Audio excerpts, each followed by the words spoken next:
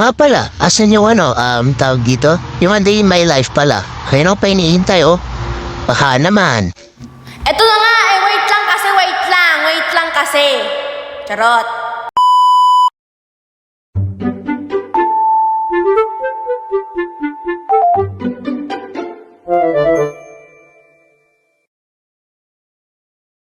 A day in my life, guys. A day in my life.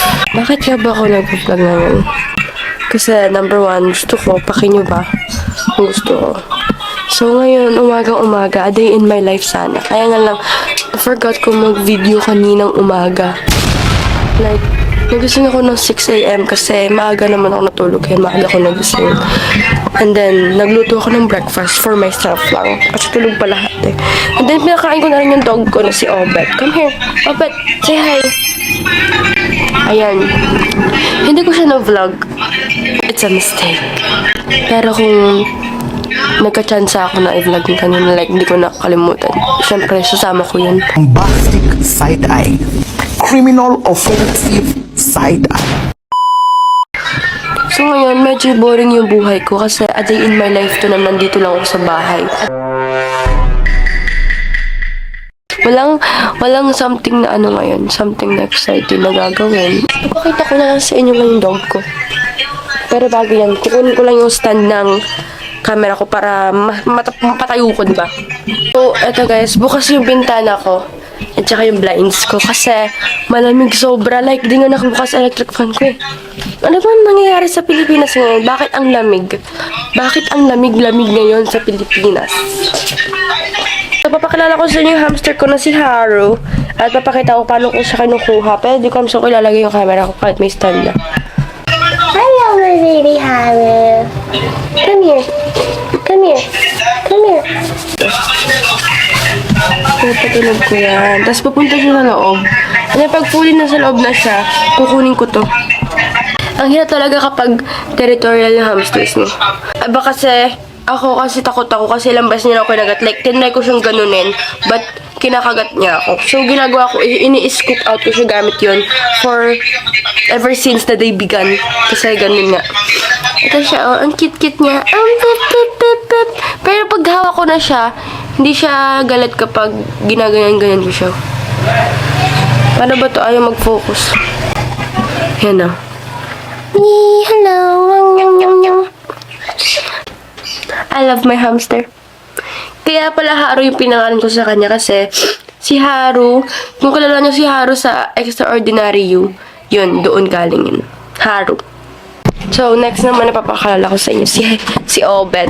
If guys, naisip nyo, bakit nga ba Obet pinangalan ni Wish dyan sa aso niya? Ang cute pa naman ng aso na yan, pwedeng ipangalan kahit ano. Bakit Obet pa yung naisip niya? Parang matandang lasinggero sa daan.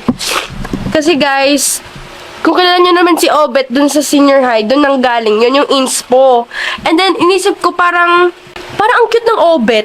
Wala lang, parang satisfying sa dila. Obet, ang cute. Hindi ko man naisip na lasinggero na nasa daan na makulit na tubol bang. Inisip ko lang ang cute ng pangalan, Obet.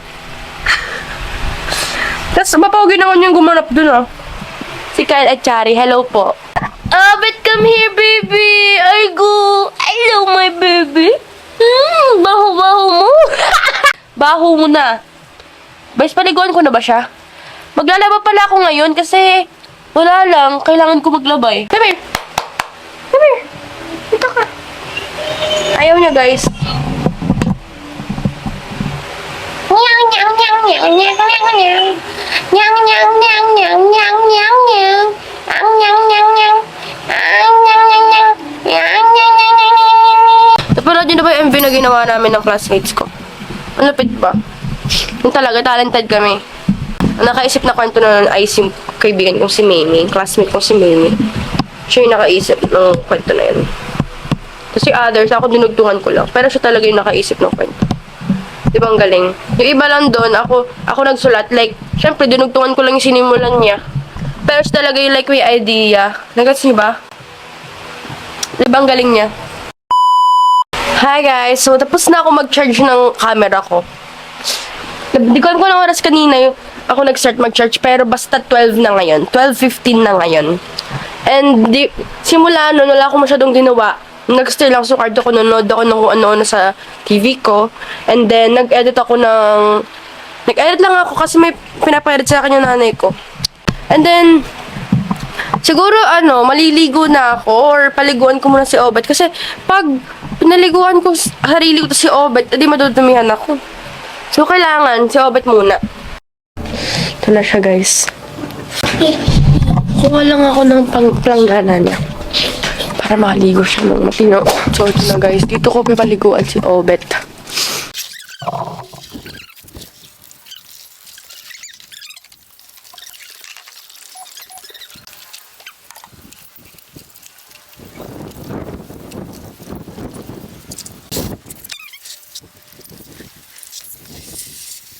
Yay! Lamig ba? Lamig ba? So guys, lilipat lang kami kasi iboblower ko pa si Obet.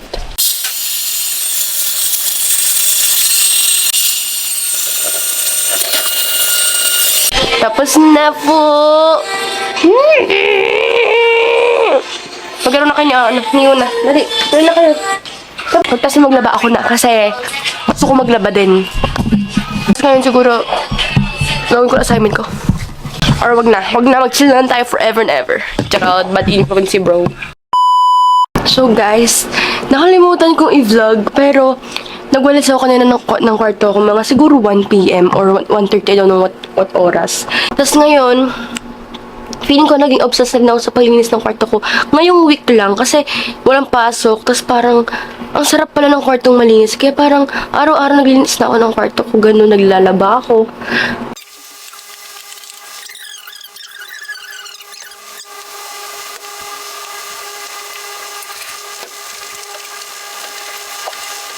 Guys, usually kapag naglilinis ako ng kwarto ko, yung kama ko, mga 2 weeks ko tong gagamitin yung higaan na yan, tapos malalaban ko. Pero tapos di ko na nililigpit yan minsan kasi mahilig naman ako humiga sa kwarto ko eh. Nagats siya ba? Like, pag diligpit ko, guguluhin ko naman, kaya okay lang yung ganyang kagulong kama, kasi mahilig naman ako humiga dyan. Si Obet nasa baba, nakipaglaro kayo na. Hindi ko siya iniwan dito para naglinis ako kasi mahirapan ako maglinis na pag andyan siya kasi malikot yun eh. Ang cute nga niya, kilala na ako kasi naglalakad daw kanina, nilinisan ko yung map. Sinusundan niya ako, ang cute. Pwede siya nakaakyat kasi hindi niya pa nang kaya na legs niya umakit sa hagdanan. Hindi pa abot, ganun. Hindi na rin kaya bumaba. Baka umikot-ikot siya sa hagdan. If you guys wanna know how I do my laundry, ito, i-vlog ko na guys para sa inyo. Para maniwala talaga kayo nung naglalaba ako. Ayan yung labahan namin. This is automatic.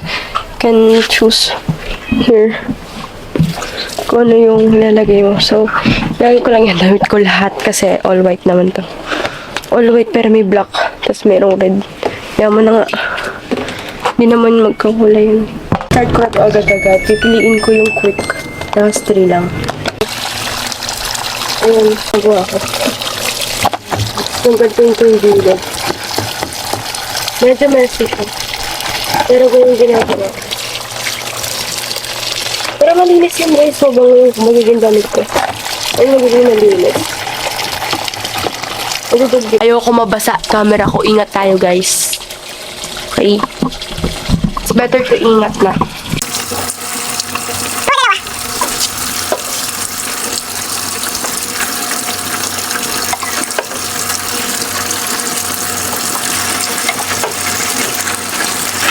Guys, kung naisip ko na, bakit hindi ka maggamit ng scoop para dun sa ginamit mong champion na panlaba, yung sabon? Well, trust the process, guys. Tinatansya ko lang yan. Para akong nanay na nagluluto na walang tamang measurements, walang tamang tablespoon, teaspoon. Ganun lang yan. Obet! Pinapasok ko na si Obet kasi na-miss na ata niya ako eh. Sabi niya sa akin, binubuli ako ni Yuna! Pero guys, nakaamoy niyo yung kabahuan ko ngayon. Kaya maliligo na ako, okay? BRB, I'm gonna take a bath. So guys, di ko muna i-vlog yung ibang mga gawin ko ngayon kasi ngayon ang gagawin ko is magpahinga. And hintayin ko yung labahan ko, tapos i-vlog ko yung pagsampay ko. Kasi para alam nyo talagang ginagawa ko. Para maniwala naman kayo sa akin. Di ako tamad, guys. Meron lang panahon na tatamad ako. Lalo na pag marami akong ginagawa. Sobrang makalat ang kwarto ko.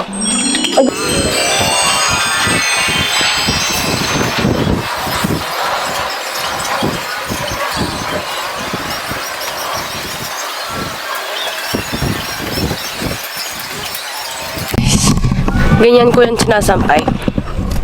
Look at that, bro. Woo! Look at that. So guys, tapos na ako magsampay. Naka-flash it ako ngayon kasi sobrang dilim talaga ng camera ko. Di ko lang paano ko siya maayos.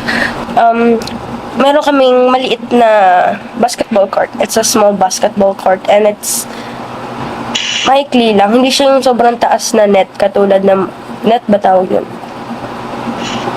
I forgot. Basta yon, hindi siya yung mataas na katulad sa mga basketball court talaga. Kumbaga, mababa lang siya ng konti and we have a small ball for it para mag-fit yung ball. Tsaka, basta ginawa ng dad ko yon para daw ma-experience ng mga tao maglalaro doon na paano bang mag-play yung mga 6-footer, ganun. Yung mga basketball players sa NBA, ganun. But, wala kami masyadong privacy na ever since we had the basketball small court dito sa bahay kasi minsan lang yung bukas yung gate, sorry for that, but still, kahit nakasarado bukas or gate, kids, adults, teenagers shouldn't go inside our house. That's trespassing, guys. Kasi guys, kala nila, kasi po 5 before si daddy maglaro sila dyan, if nagpaalam, pero to the point na sobrang naglalaro sila, wala nang paalam talaga. Malapit kami sa elementary school, minsan pumapasukan, pag uwian nila, diretso sa bahay namin ng basketball na walang paalam.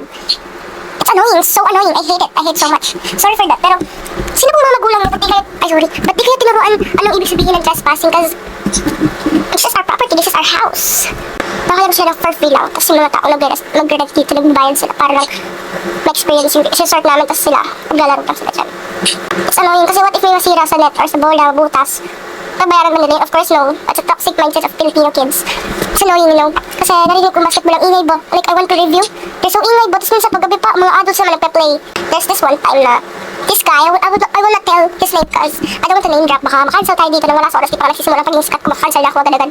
Tapos, this guy, pumasok sa gate namin. We know him, pumasok sa loob ng bahay namin.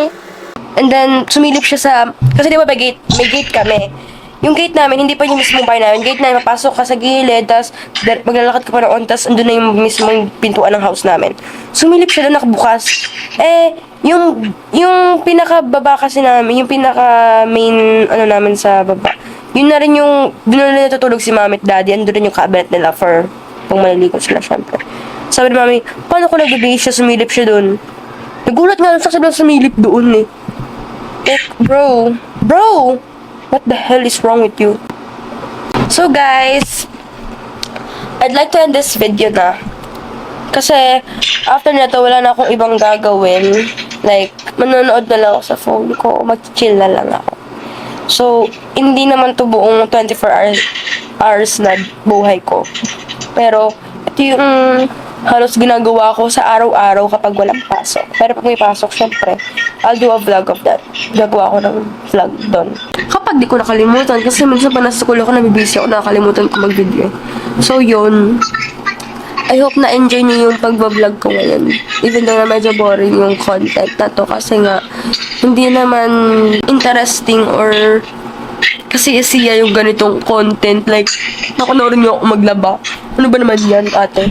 Pero at least may chismis ako sa end, diba? So, yun na nga, guys. Thank you for watching and your patience for this video. Salamat kung nakarating kayo dito sa dulong to. Salamat kung nakarating kayo sa end ng video na to. Sobrang patient nyo. Salamat talaga.